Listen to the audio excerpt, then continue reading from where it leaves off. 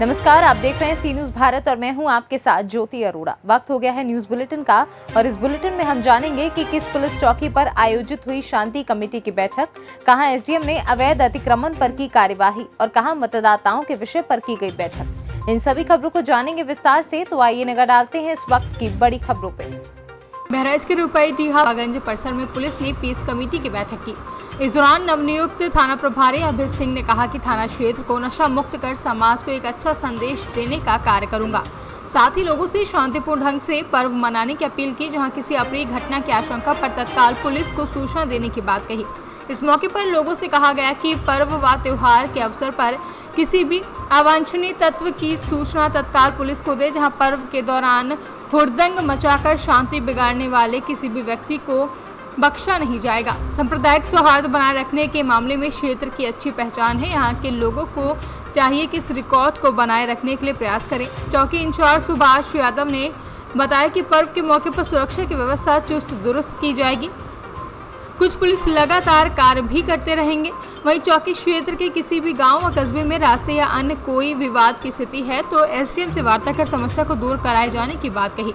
इस मौके पर ग्राम प्रधान अंसार बाबू अंसारी, फौजदार वर्मा, हाजी मोहम्मद अनवर समेत कई लोग उपस्थित रहे। पेट्रोल खर्च करके जो थाने जाता है और वहाँ अपना पहली बात तो एप्लीकेशन नहीं लिख पाता है, उसके लिए ढूंढता है तो वहाँ 10, 20, 50, 25 जो भी अपना खर्च करता होगा जा करके कहीं से एप्लीकेशन लिखाता है, किसी सिस्टम से लिखवाता होगा तो 1, 2 दिन 4 दिन मैं समझता हूँ एक छोटा सा काम कराने में 3 से 4 दिन उसका नष्ट हो जाता है। आपको जनप्रतिनिधि होने का प्रभार दिया है, अवसर आपको मिला है, सौभाग्य आपका है, तो उसको ये मन में अगर ये भाव है कि फला ने हमको वोट नहीं दिया है, मैं समझता हूँ जिसने आपको वोट नहीं दिया है उसको आप। बहराइच से सी न्यूज संवाददाता संतोष मिश्रा की रिपोर्ट। एटा उप जिलाधिकारी अलीगंज एसपी वर्मा ने बताया कि सोमवार को तहसील अलीगंज क्षेत्र के ग्राम अमृतपुर रघुपुर में ग्राम समाज की भूमि गाटा संख्या 903 रकबा 2.305 हेक्टेयर में से 0.589 हेक्टेयर पर लालाराम स्मृति विद्यालय के बने हुए गेट तथा बाउंड्री वॉल को रविंद्र सिंह ग्राम प्रधान स्कूल प्रबंधक की उपस्थिति में जेसीबी मशीन से हटवाकर कब्जा भूमि व उस पर स्थित पेड़ों का कब्जा गौरव सिंह ग्राम विकास अधिकारी, देशबंधु चकबंदी लेखपाल, अवनीश गुप्ता राजस्व लेखपाल को संयुक्त रूप से दिया गया है। जहां एसडीएम अलीगंज ने बताया कि तहसील अलीगंज क्षेत्र में अवैध अतिक्रमण के खिलाफ कार्रवाई जारी है। अलीगंज क्षेत्र में शासन के निर्देश के क्रम में ग्राम समाज, चौरागा, चक्रोड, तालाब सहित अन्य विभिन्न प्रकार की सरकारी भूमि को कब्जा मुक्त कराया जा रहा है। शासन की मंशा है कि सरकार भूमि कब्जा मुक्त रहे।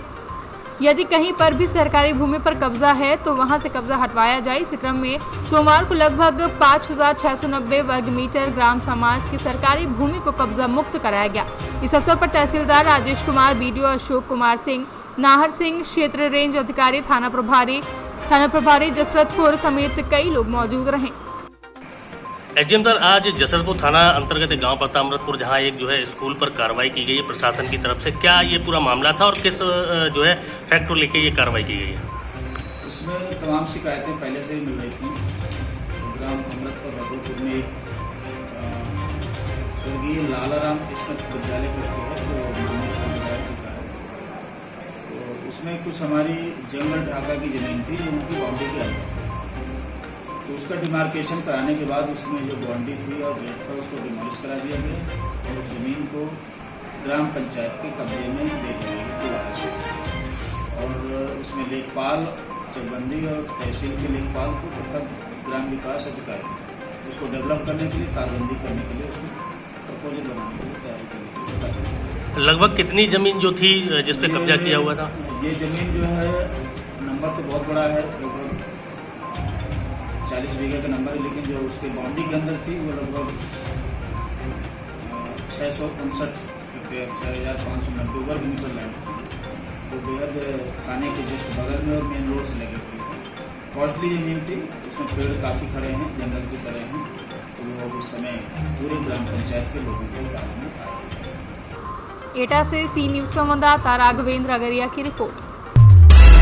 जौनपुर में जानवरों से बचाव के लिए खेत में लगे बिजली के तार की चपेट में आने से एक मासूम बालक की मौत हो गई।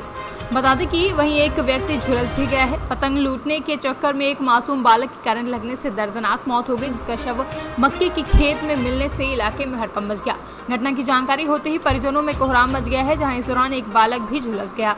मामला शाहगंज कोतवाली क्षेत्र के, जहां घर से निकला 8 वर्षीय बालक विक्रम यादव घर लौटकर वापस नहीं आया। परिजनों द्वारा रात में खोजबीन की गई, लेकिन कहीं पता नहीं चला। आज सुबह विक्रम का शव मक्के के खेत में मिलने से हड़कंप मचा, जहां घटना की जानकारी होते ही परिजनों में कोहराम मच गया। विक्रम की मौत पतंग लूटते समय करंट लगने से होना बताया गया है, जहां इस दौरान एक अन्य बालक रोहन भी घायल हो गया है। सूचना पर पहुंची पुलिस शव को कब्जे में लेकर कार्रवाई करने में जुट गई है। हुआ था लड़का का नाम सर विक्रम है।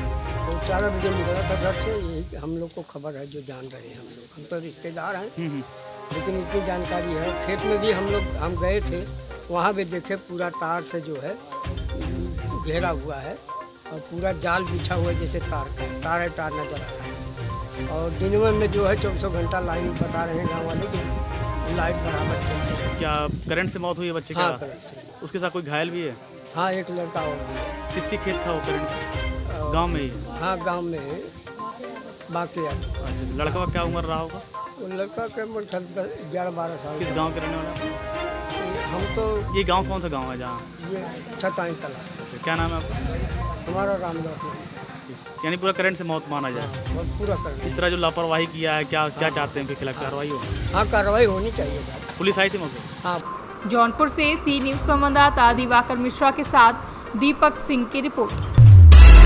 पलामू के नीलांबर पीताम्बरपुर के प्रखंड सांचल कार्यालय में मतदाताओं के विषय को लेकर बैठक की गई, जिसकी अध्यक्षता प्रखंड विकास पदाधिकारी सुशील कुमार राय ने की है और बताया कि मतदान सूची का संक्षिप्त निरीक्षण किया जाएगा, जिसमें जिनकी आयु 18 वर्ष 1 जनवरी 2021 को हुआ है, उनका नाम जोड़ने, एक स्थान पर एक ही व्यक्ति का नाम 2 बार या उससे अधिक पाया गया तो उससे काटने का काम, मतदाता सूची में प्रपत्र 6 के तहत नाम जोड़ना, प्रपत्र 7 के तहत जिनकी मृत्यु हो चुकी है या वे कहीं चले गए हैं उनका निरीक्षण करना, प्रपत्र 8 के तहत वोटर कार्ड में हुई गलतियों की शुद्धिकरण, प्रपत्र 8 का के तहत जिन मतदाताओं का नाम किसी दूसरी सूची में चला गया है तो उसे सुधारा जाएगा। साथ ही साथ प्रखंड विकास पदाधिकारी ने बताया कि जो पहली बार मतदाता बन रहे हैं उसे इपिक कार्ड डाउनलोड करना और उसे बांटने का कार्य प्रत्येक बीएलओ का होगा। प्रत्येक बीएलओ अपने मतदाता सूची का अध्ययन करके ब्लैक और व्हाइट फोटो वाले वोटर कार्ड का निरीक्षण करेंगे, जहां प्रखंड के सभी बीएलओ को गडूरा ऐप से जुड़ने की सलाह दी है। फॉर्म किस प्रज्ञा केंद्र ने वापस किया और क्यों किया? बीएलओ को ये पूरा अधिकार और पावर है, उसको ये कागज नहीं है, वो कागज नहीं है, ठीक है। जो मैंडेटरी है, जिसको बिना फिल किए हुए आपका फॉर्म सबमिट नहीं हो सकता है, वो तो पेपर ये देंगे, लेकिन एक्स्ट्रा अनावश्यक 5 पेपर इसे नहीं मांगते। आप देखते हैं फॉर्म पर प्रमाणित करता है बीएलओ चाहे तो किसी का नाम हटा सकता है और किसी का नाम जोड़ सकता है। इतना सरकार ने उनको पूरी अधिकार दिया होगा और ये उस जिम्मेदारी को निभाते हैं और जानते हैं। ये उसी गांव के, उसी टोला के, उसी मोहल्ला के रहने वाले। पहले तो भाई जो एक्ट बना हुआ है, एक्ट क्या कहता है?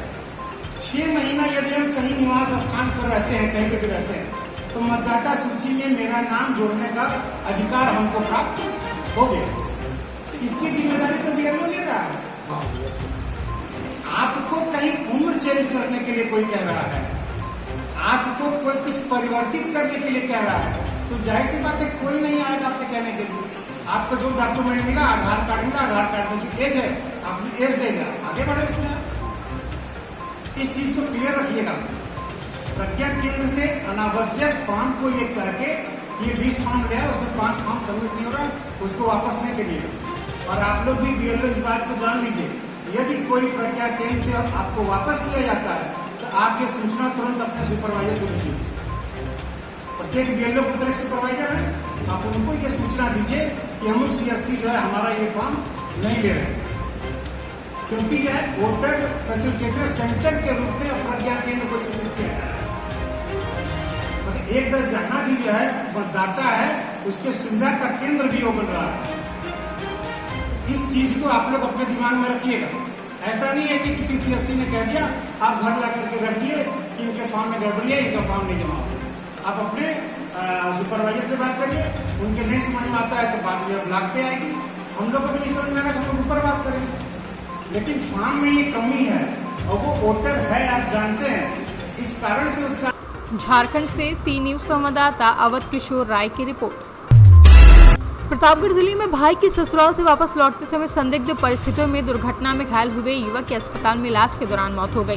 बता दें, मौत की सूचना घर पहुंची तो परिजनों में कोहराम मच गया।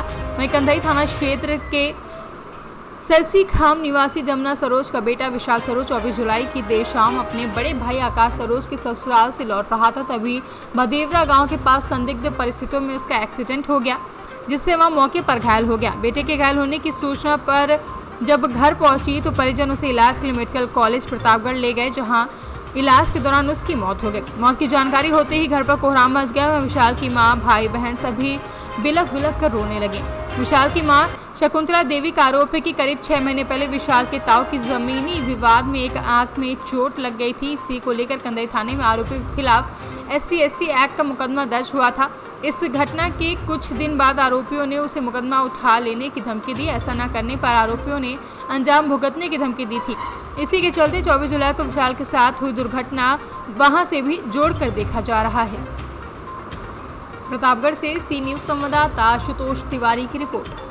फिलहाल के लिए इस बुलेटिन में बस इतना ही। खबरों का सिलसिला लगातार जारी है। आप देखते रहिए सी न्यूज भारत।